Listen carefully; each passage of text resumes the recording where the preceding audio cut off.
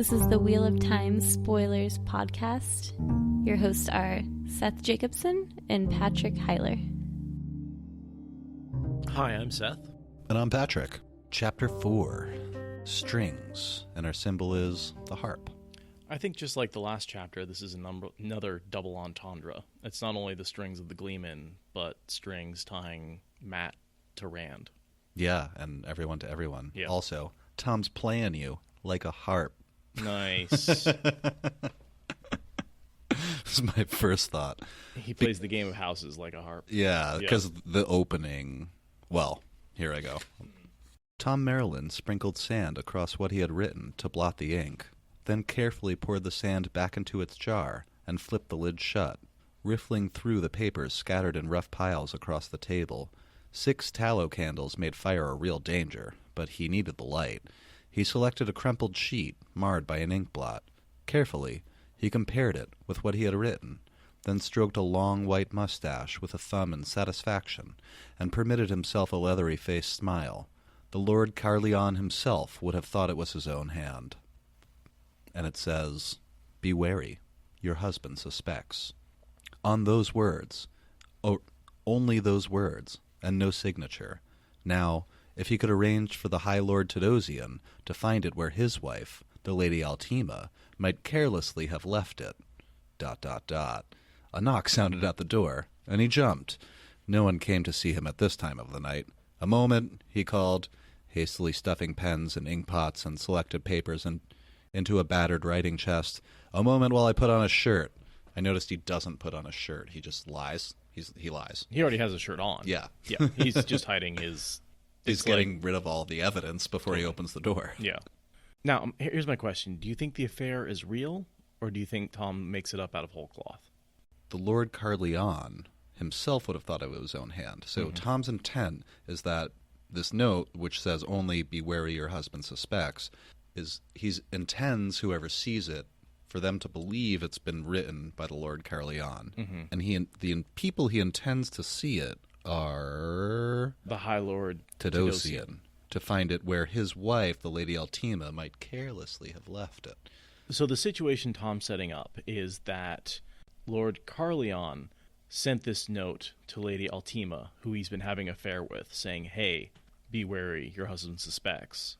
Yes. And then Tom wants to leave that note somewhere where the High Lord Tadosian is going to find it and see that and be like, "Oh, this is a note from Carleon to my wife saying I suspect."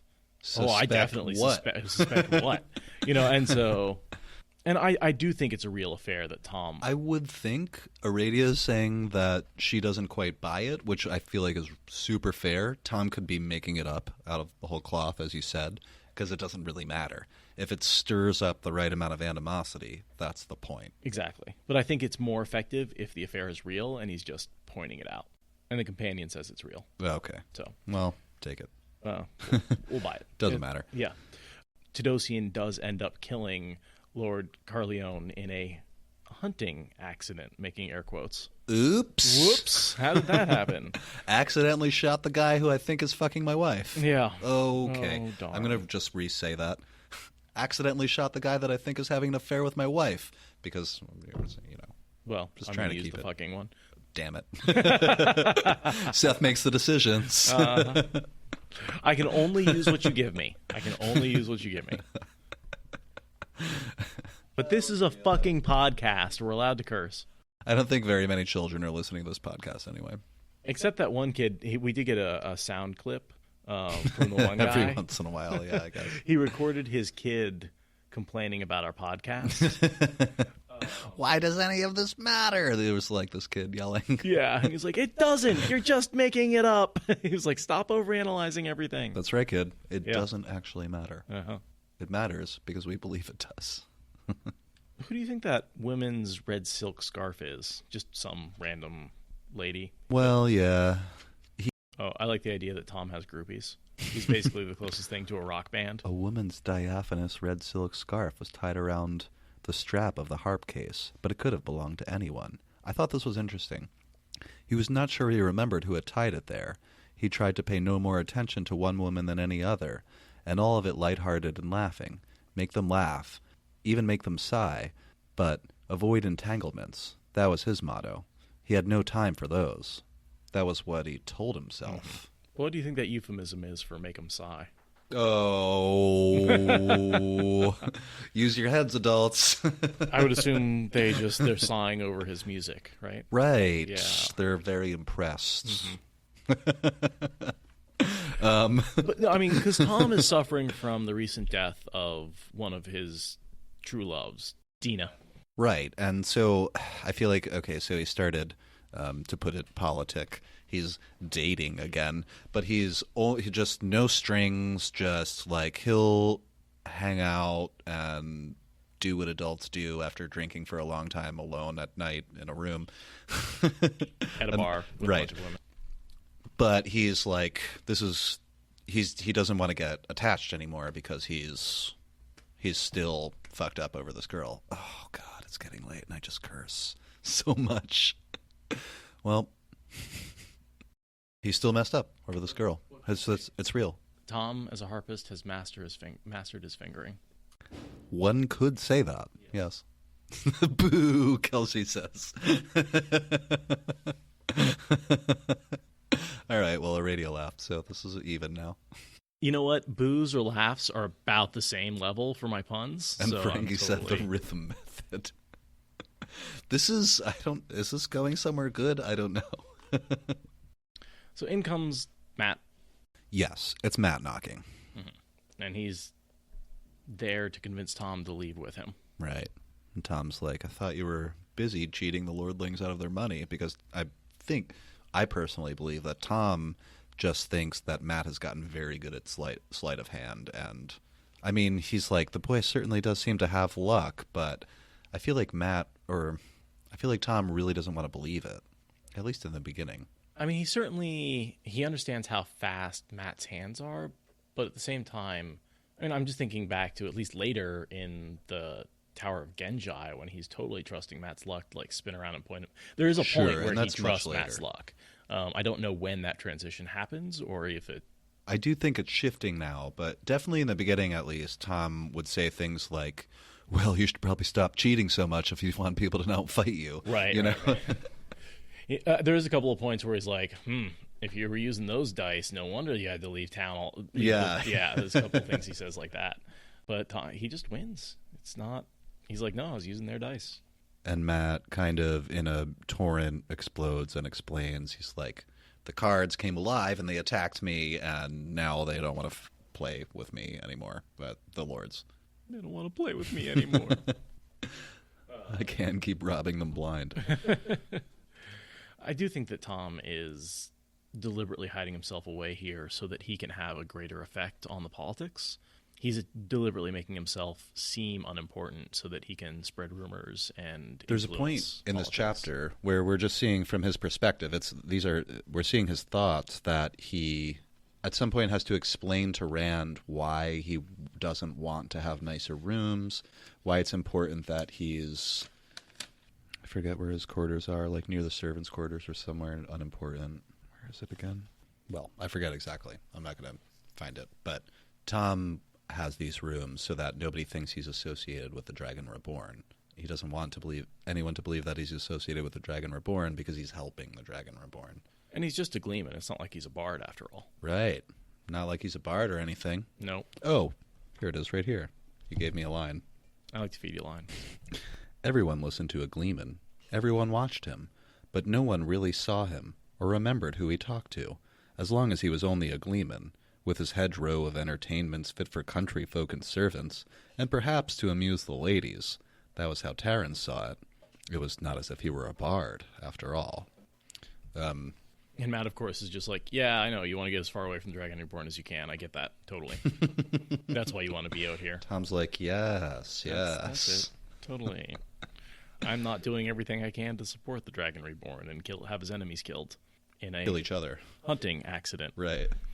Yeah, Tom thinks what was bothering the boy to bring him down here so late. Probably one or another of the young women, and some old enough to know better, who had let themselves be caught by Matt's mischievous grin. Still, he would pretend it was one of Matt's usual visits until the lad said otherwise. So Tom's like, oh, probably trouble with women. He's been drinking all night and gambling, and now he's coming down here to look for counsel, you know. Let me pull out the Stones board. And, Sure, let's play a game. yeah, I'll bet on a game of strategy, not a game of chance, though. I think I've got a bottle of wine laying around. Yeah, okay, come on.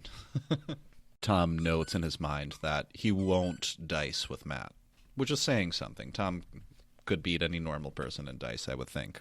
I bet Tom could beat most people at dice by cheating. I mean, he shows Right. off how to cheat and do the dice switch. Yeah, he explains it Yeah. in one scene. He's like, he can probably cheat at dice with his eyes closed. But he knows he can't beat Matt, except he can beat Matt at Stones, because there's no random chance. I'm nodding. It's actually a fair fight. Tom's got stones. Oh, and this is where Matt says the playing cards tried to kill me. I didn't dream it, Tom. That's why those puffed up jackdaws don't want to gamble anymore. They're afraid it will happen again. Says Tom, I'm thinking of leaving Tyr. And then Matt gives his pitch. I like that Tom is examining like why Matt can't leave Tyr, and in that examination comes to the conclusion that he's caught up in the same Taviran pulling that Matt is, and he kind of just shrugs and is like, "Yep, that's Well, what happens." Not much to be done for it, is No. there?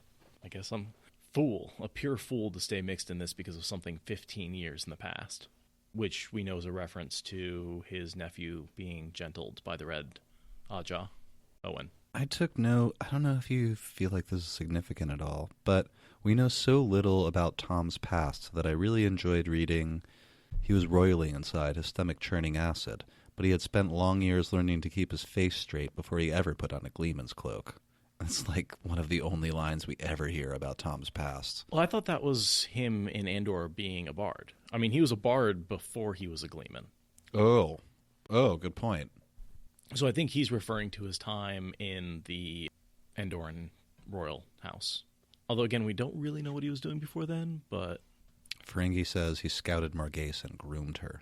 I don't know that we have any evidence for that, but I'd like to believe it.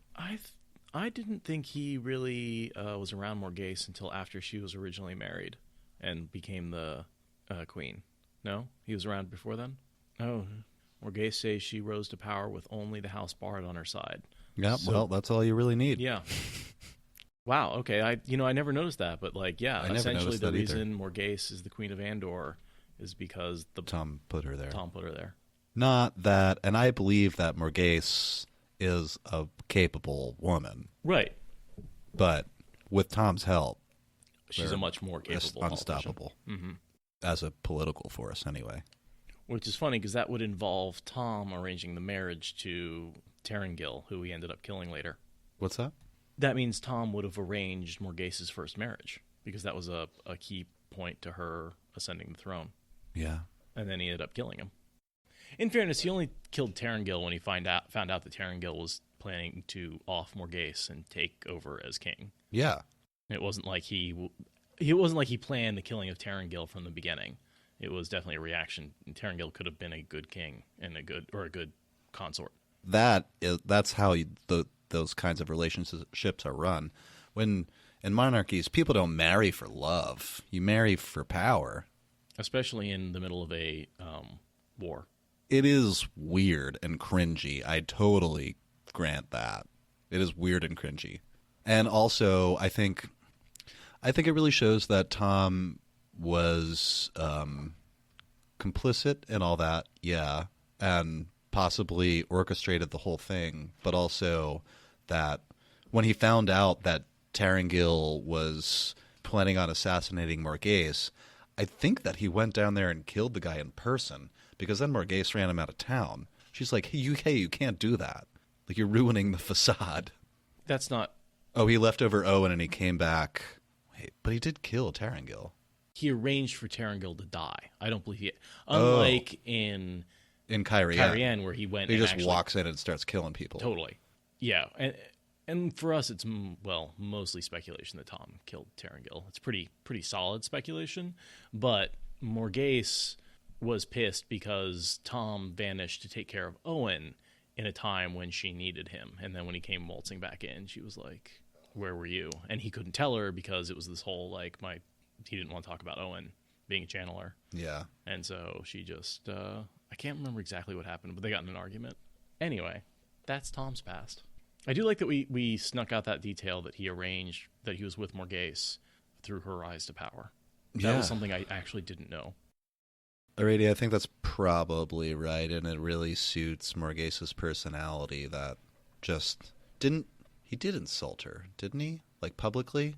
I mean, it was like he called her dumb or something. Yeah, they got basically he came back, she was like, where were you? And he's like, I can't tell you. And she was like, you're not loyal. And he's like, you silly girl or something. Something like that. Spoiled child. I'm not spoiled. I'm not at your beck and call, you know. Yeah. Spoiled, naive. It probably all suits. Andorran spoilers. This is where Matt gives his pitch. Why not come with me, Tom? There are towns where they think the Dragon Reborn hasn't drawn a breath yet, where nobody's given a thought to the bloody prophecies of the dragon in years. If ever, places where they think the Dark One is a grandmother's tale, and Trollocs are travelers' wild stories, and Murdral ride the shadows to scared children.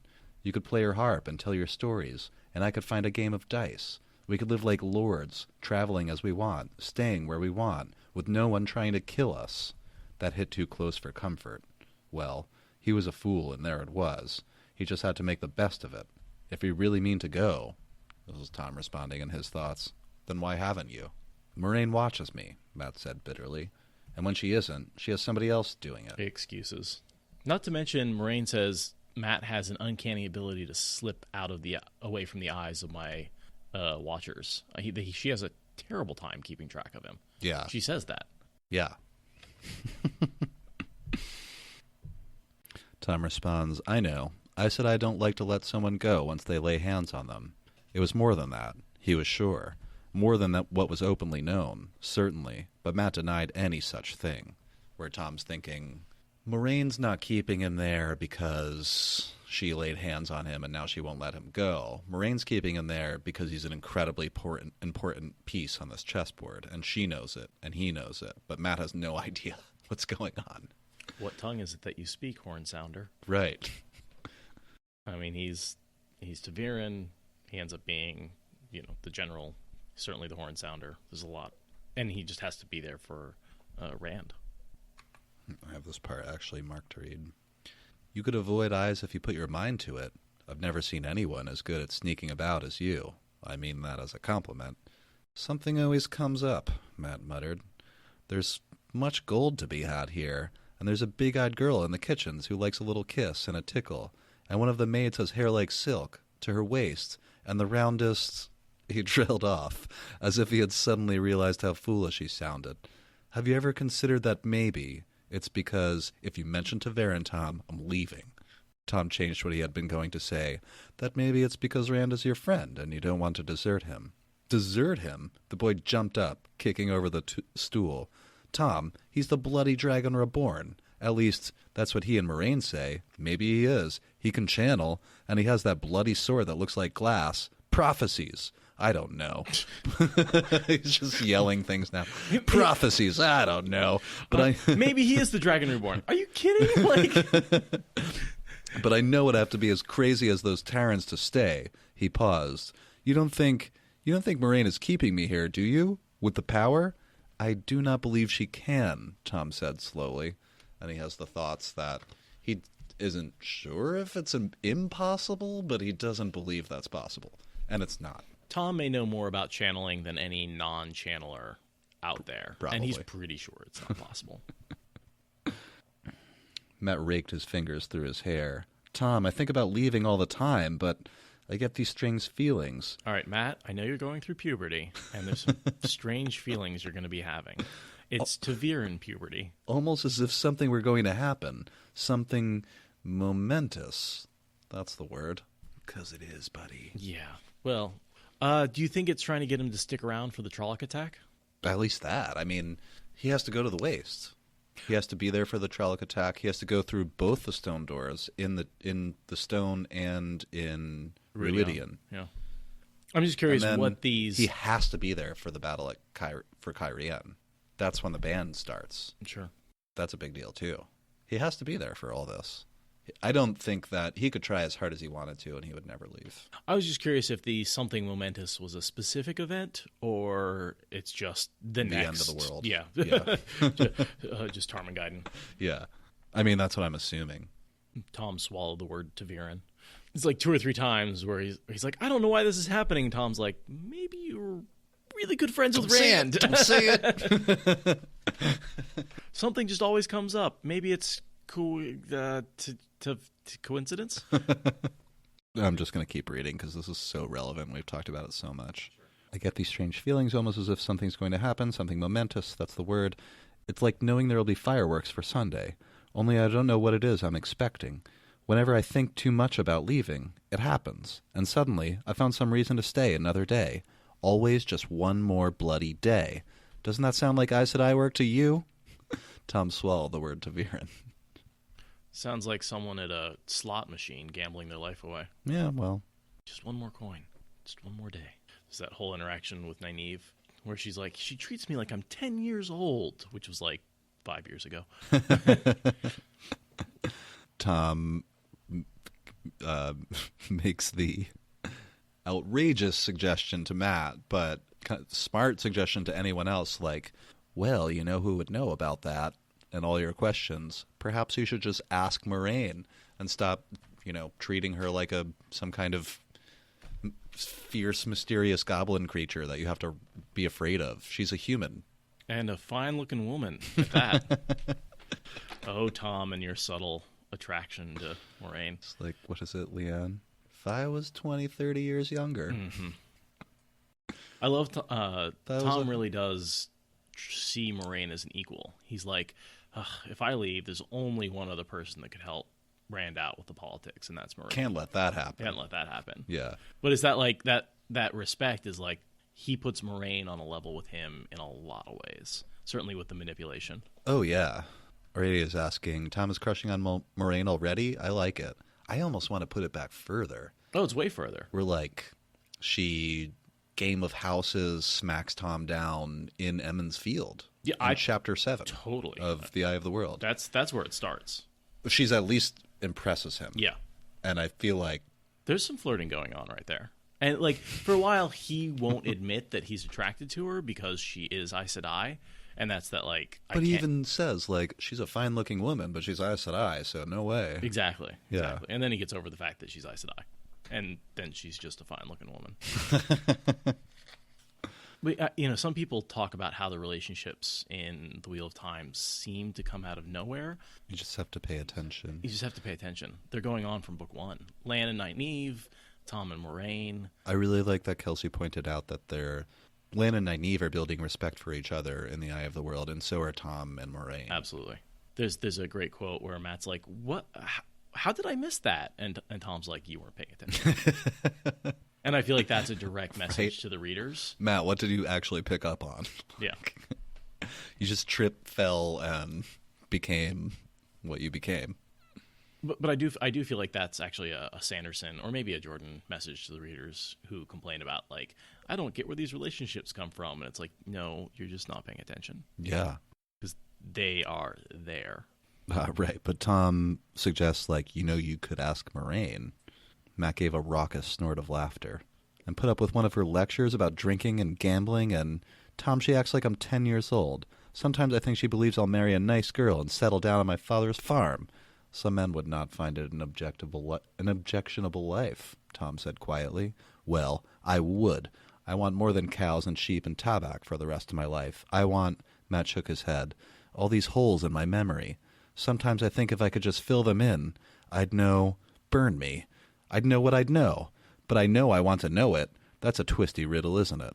Foreshadowing. Boy, does he want to fill those holes in his memory. And then the whole twisty riddle with the whole going into the snakes and foxes and the riddles of the snakes and foxes. I mean, that whole sentence is just like, here's what's going to happen with the memories. When does he go through the first stone door? It's soon, right? It's soon, yeah. I feel like it's after the battle, because the battle's coming up really soon. And then before Rand leaves, Rand, Moraine, and Matt all go through the doorway at the same time. Chapter 15 symbol is the dice, and it's called Into the Doorway. Yeah. I'm making assumptions, but no, I'm not making assumptions. No. That's the chapter. And we're on 3, so. 12 chapters from now. Yeah, we've got a couple more lead up to the battle, the aftermath, then the doorway, and then the journey into the waste. And Tom responds, I think. Yeah, Tom responds, I'm not certain even an Aes Sedai can help with that, when Matt's talking about his memories. A Gleeman certainly can't. I said no Aes Sedai. Tom sighed. Calm yourself, boy. I was not suggesting it. I am leaving as soon as I fetch my things and find a horse. Not a minute longer. In the middle of the night? The morning will do. He refrained from adding, if you really do leave. Sit down, relax. We'll play a game of stones. I have a jar of wine here somewhere. Matt hesitated, glancing out the door. Finally, he jerked his coat straight. The morning will do. He sounded uncertain, but he picked up an overturned stool and set it beside the table. But no wine for me, he added as he sat down. Strange enough things happen when my head is clear. I want to know the difference. Yeah, the only thing I have there is that Tom again sees the parallels between Matt and himself and the fact that they're both caught up in Rand's Ta'veren nature. Yeah, but Tom kind of accepts it and starts using his talents to make this work, to save this boy from this attractive but devious woman. Or whatever Tom's thinking. I don't know what he's thinking at this point, but he doesn't like the idea that Rand's involved with Aes Sedai. He doesn't want him to be left to be chained to the White Tower. Well, and now he wants to help him just in politics and ruling the city. Yeah. And make sure that he's an adequate ruler with enough support and help from the people around him. Doesn't die with a knife in his back. Right. And that's what he's trying to do. You know, he basically thinks of Rand as Owen, and everything he's doing for Rand is to make up for his failure for Owen. Choose, he said, holding out his fists. Matt tapped the left, and Tom opened it to reveal a smooth black stone, flat and round. The boy chortled at having the first go. Dark One's luck. And placed the first stone on the cross-hatched board. No one seeing the eagerness in his eyes would have suspected that only moments before he had been twice as eager to go. A greatness he refused to recognize clinging to his back, and an Aes Sedai intent on keeping him for one of her pets. The lad was well and truly caught. If he was caught too, Tom decided, it would be worth it to help one man, at least, keep free of Aes Sedai. Worth it, to make a payment on that 15-year-old debt. Suddenly, and strangely content, he set a white stone. Did I ever tell you, he said around his pipe stream, about the wager I once made with a Domani woman? She had eyes that could drink a man's soul, and an odd-looking red bird she had bought off a sea-folk ship. She claimed it could tell the future. This bird had a fat yellow beak, nearly as long as its body, and the chapter ends. You know what I caught? Just maybe for the very first time ever? Toucan. Suddenly and strangely content, Tom goes on to tell his story. I just feel like that's more than a hint drop. Oh, that's Ta'veren twisting. They both get twisted. Absolutely. And Tom is even pointing it out to us. He's like, I wonder if I'm being affected. And it's like, yeah, you are.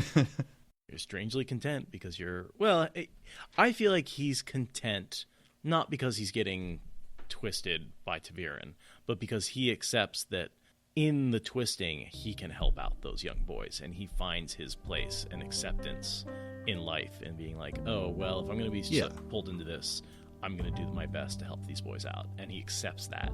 And that's where the peace comes from.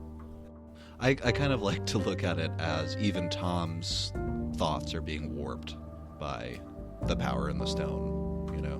Whereas before I kind of looked at it maybe a little bit more as Tom's like, listen, sit down, have a drink. We're stuck in this. But he doesn't say that last part, you know? We're all stuck in this. We're just going to do our best. I think there's an element of that. There is. But I'm looking at it maybe a little bit more now as Tom's thoughts all being warped just as much as Matt's, even though Tom's understands his surroundings much better. I think he's more aware of it, but yeah. It's still happening. That was fun, but a shorty.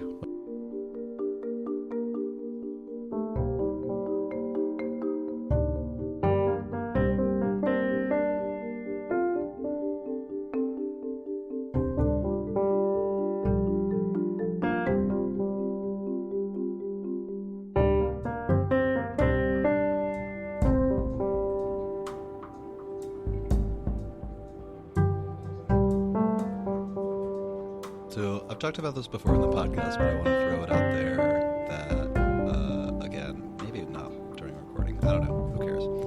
Me and Julia every week, right? We have Tuesday night, date night, and we almost always go to Throwback Tuesday, this thing that the Academy Theater does, and like Starkin way out, Starkin like 80th. For reference, not for reference. For Starkin 80th, Academy Theater, Throwback Tuesday, and we watched Leon the Professional recently.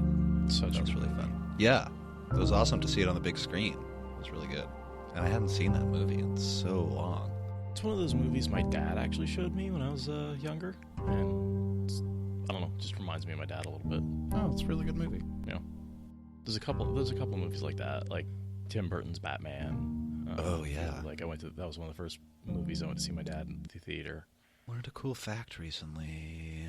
I think it was probably in Today I Learned on Reddit, but maybe you saw it. It was that Batman, the original animated series, was done on black paper with light ink and paint. And so I went back through because I watched that cartoon when I was a kid, and I was like, oh yeah, I see it now. Like there's so much deep blackness in that cartoon. And that's the default. Rather than having white as the default and then changing that color, black is the default, and you have to go away from there. And the dark, it's about the darkness. The Dark Knight? Yeah. Totally. I mean, the Batman the Animated Series won a ton of awards. It's probably one of the best depictions of Batman out there, and especially all the Batman villains. And you cannot beat Mark Hamill as the Joker. It just made for a really good effect, and it was a cool cartoon. I was into it as a kid. Yeah, I watched it every day when I came home. There was the animated Superman adventures too, that I also really enjoyed. Oh, the Gargoyle Show. I recently watched the first episode of that because it just, Jules and I were talking about it for some reason. I don't know. It came up in conversation, and I found it on YouTube. It's on YouTube. You know, all the voice actors of Gargoyles are basically the entire Star Trek Next Generation crew. Whoa, really? I think maybe you said that. I feel like you've told me that before. Sometimes. I haven't done this at my new place, but at my old place, I knew who my regulars were that were also geeks and to my level. And, they walk up to the bar and sit down. I'm like, hey, what's up, man? Black coffee mimosa? I know what they want. And they're like, how are you doing? And I'm like, oh, operating within specified parameters. And I just really like to use that as my data response for, fucking same day, different day. Yeah, different day, right. Not the same day. Or is it? So Counselor Troy was Demona from Gargoyles. Whoa. Jonathan Frakes, a.k.a. Commander Riker, was David Xanatos, the bad guy. Oh, cool. Was it produced by the same company or something? The same, I don't know who even made Paramount Domestic Television, CBS Television Distribution. Had a budget of $1.3 million per episode. There's barely any CGI. I mean, the first episode was aired in 1987, right? So wait, of what? Of Next Gen. I'm talking about Next Gen. Because I was looking up, I was wondering if the people that produced Gargoyles were the same people. Well, there was no such thing as CGI. It was all models. I suppose. So, yeah. When Star Trek came out, it was all models and practical effects. There was no CGI. It was released 34 days before I was born. The first episode came out September 28th, 1987, or about 34 days.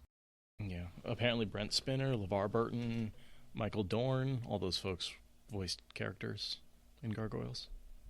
Not to mention there's a ton of writing crossovers and stuff like that. Yeah. Thank you for listening to the Wheel of Time Spoilers podcast. Rate us in the Apple Podcast app or support us on Patreon. Is that good enough?